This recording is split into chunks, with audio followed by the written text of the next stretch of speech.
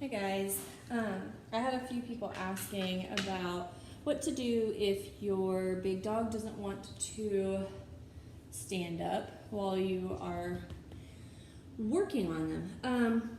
This obviously is not a groom dog. This is my boxer Bowser.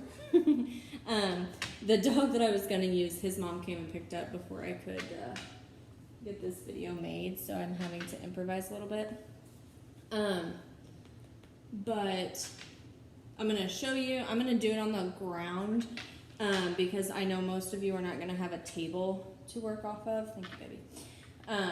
So I figure if I show you on the ground, then some of these can be modified to work on the table. But if you are trying to groom like the back leg, let's say your dog keeps sitting, then one of my best techniques for keeping them standing, because it does, you couldn't lean on me, because it does kind of take some of that pressure off your back from having to like hold the dog up. Turn this around. Come here, buddy. Come on, there. Go. So you get on your knees like this, and you can put your other knee under them so that it's supporting them. As you can see, he's a leaner, so he's like loving this. But then you can get the toenails from this way. You can do some of your scissor work or clipper work on the back leg, that kind of stuff. I will do this also for the dogs that do have a long tail. If you want to hold the tail up, sometimes they want to sit to protect their little personal areas.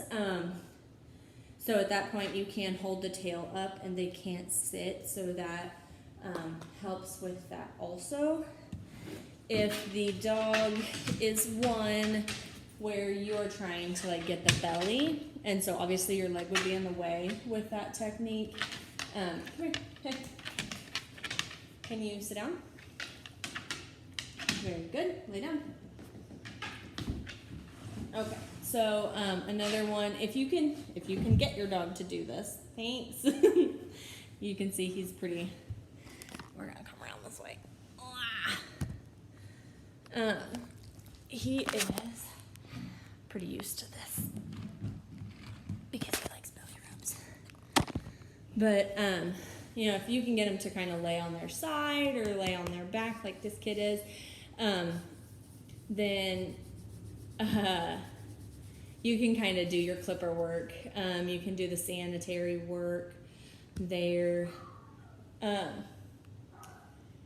If they don't want to do this, I do encourage, if you're like starting your puppy, I do highly encourage them getting used to laying down like that, because as the dog gets older, if you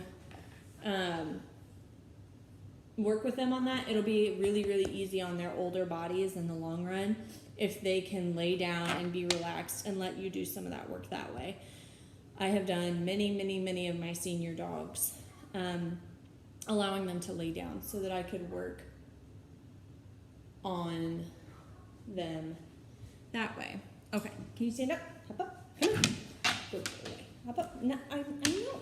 No. Mister. Okay, come here. Go. Oh. So, another thing. Back it up. Back it up. Thank you. Another way you can get to the belly, similar to what I did before, you can put your knee up between the back legs to help support the hips. That way, if they sit, there's not really anywhere that they can go. And then this will still leave access to that belly. The ones with the knee really are definitely accessible or able to also be done on the table as well. I've done that a lot.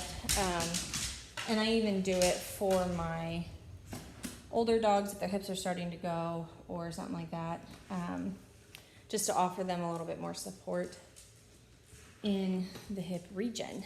I think I think those are my favorite because those do tend to save the strain on your back. They help support the dog the best while still giving you access to those specific parts of the body. So if you have any other questions, let me know and I will do my best. I do try to make videos in a somewhat quick fashion, but because I am very busy, it can be difficult with all the noise, having the right kind of dog to show you the examples on, that kind of stuff. So bear with me, but I do try to get around to the questions when I have the right dog set up. Silence so that you guys can hear what I'm saying, that kind of stuff. But yeah, thanks guys.